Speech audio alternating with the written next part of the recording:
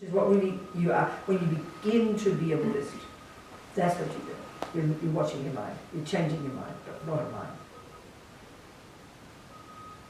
So we're going to unpack all that as we go over the week.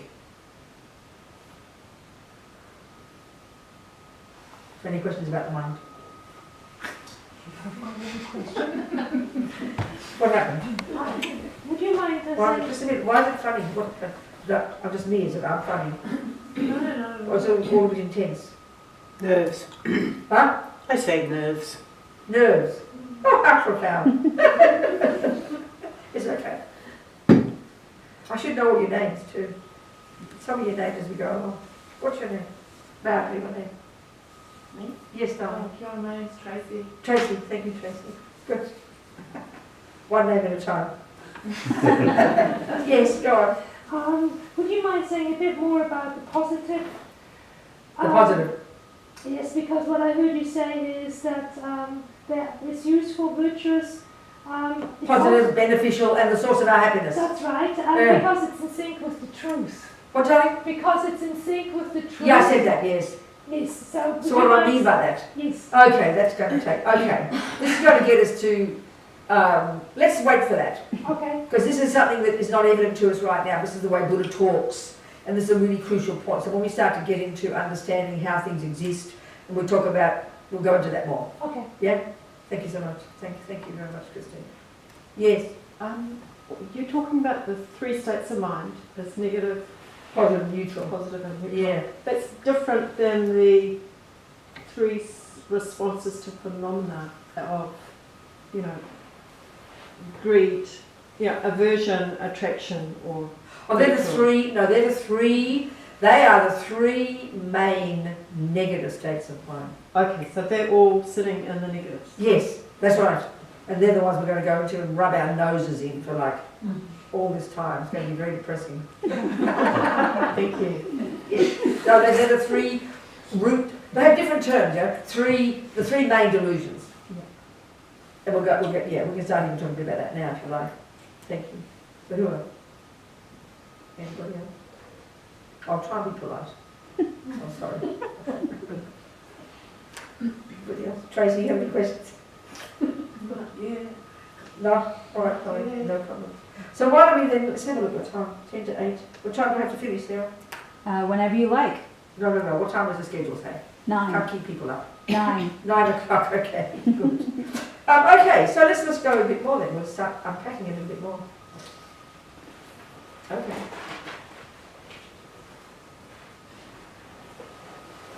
So maybe you can look at this Christine's point simply, not too complicated. So let's just say, where's the bloke here? What's your name? What's your name? Bill. Bill. Let's say Bill's my boyfriend. There's only one boy in here. One boy? Any more than one boy? Sean. Oh, you're a boy too? Oh, that's right, yes. That's Charlie, right? Yeah, you can't know these days because we keep changing, don't we? So it's hard to know. Anyway, there's Bill. Let's say Bill fits the definition of a boy. Let's say I'm in love with Bill, okay? So this is my example. So this is what these states of mind. We sort of read a list of them.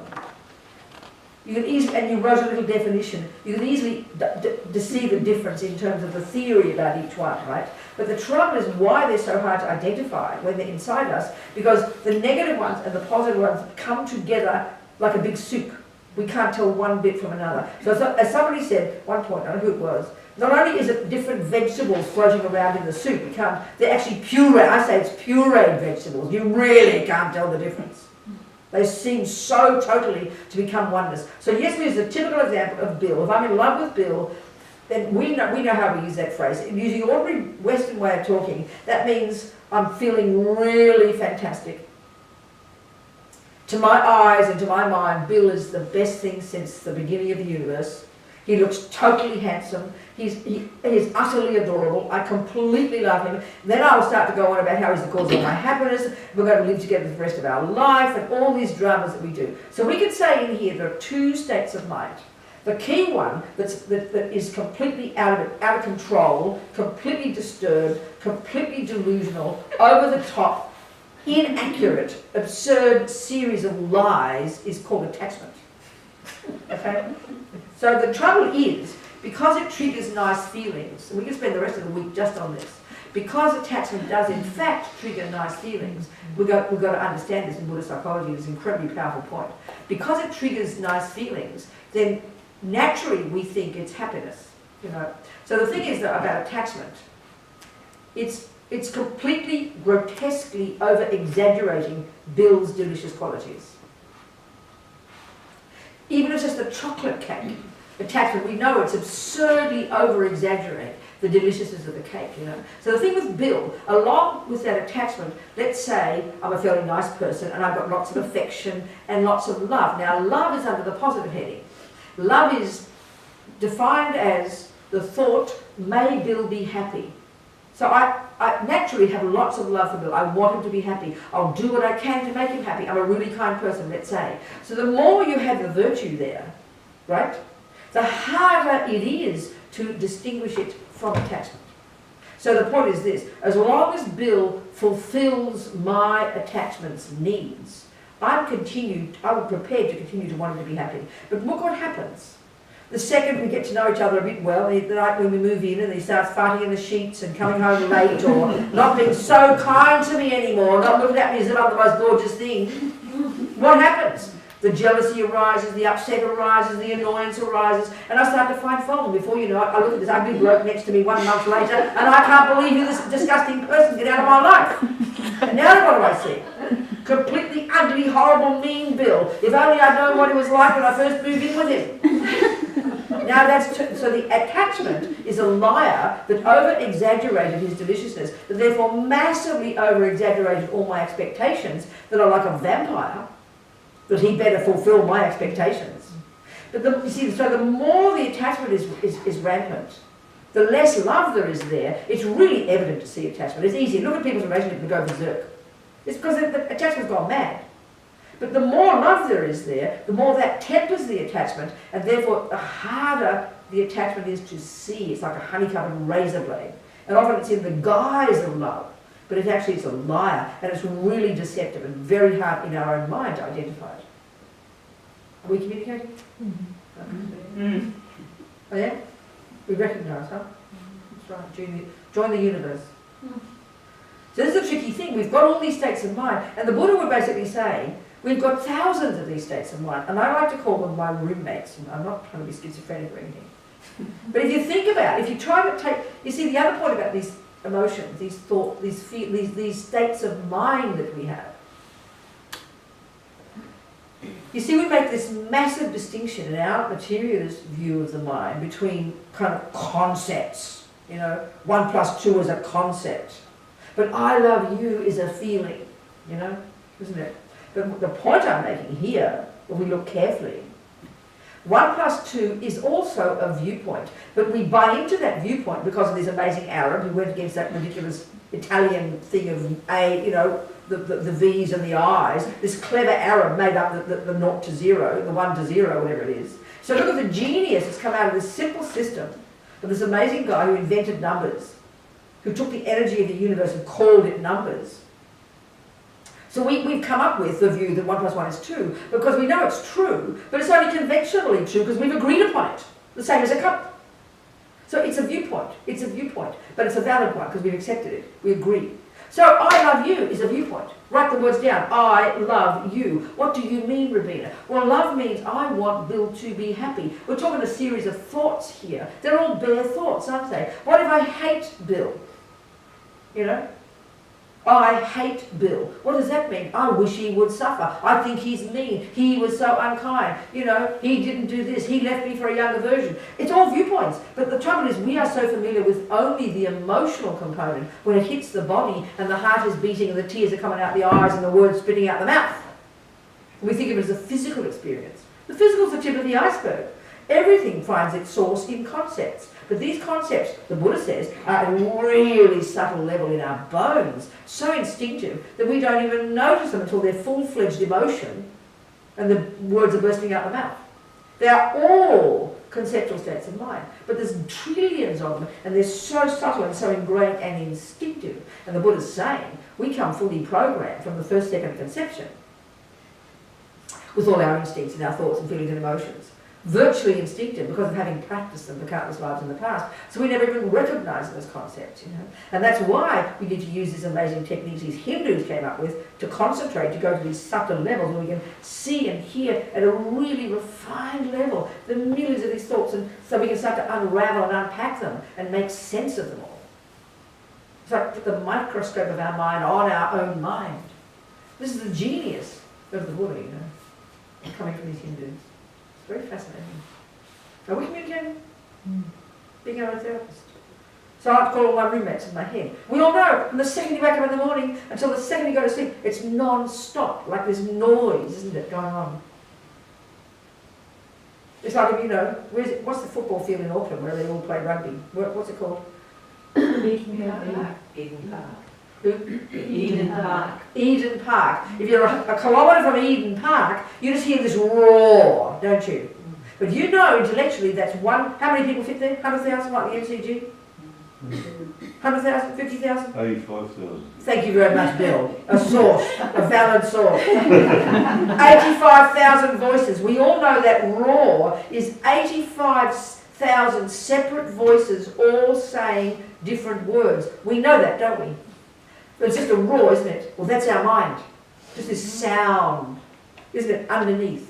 And we're on autopilot with our instinctive. Get up, walk down, go here, go to the toilet, pick my nose, go to sleep, get up, eat food. Do you understand? We're on autopilot with that stuff, which preoccupies us. But underneath is this roar. And it's only when one voice of those 85,000 is louder than the others that we even hear it. And it's way too late. What do I do when I'm angry, we say? It's way too late. The Vesuvius has just exploded, you know. So what Buddha says is we have to go into the mind at a deeper level and begin to unpack and unravel every one of those thoughts. Hear every one, and I'm not kidding. And this is the ability we have to unpack and unravel this mind to a degree of subtlety and clarity that we don't possess even remotely the tools for in our culture. I'm not being arrogant or anything. It's just a fact, you know. It's remarkable, really, what Buddha's saying. But we don't think of it like this, you know. And it's our mind, Buddha says. And every one of those thoughts that give rise to emotions is there from having the habit of having thought them before. And we come programmed with these from the first second of conception. And so it's our job. And no one gave them to us. That's the part that's almost hilarious to us. And all I can tell you is the more I use Buddhism as my working hypothesis, the more wacky is the idea that you're given these things by someone else. This is the most bizarre concept in Buddhism. That your anger and jealousy and love and compassion and low self-esteem can come from your mummy and daddy. Beyond ridiculous.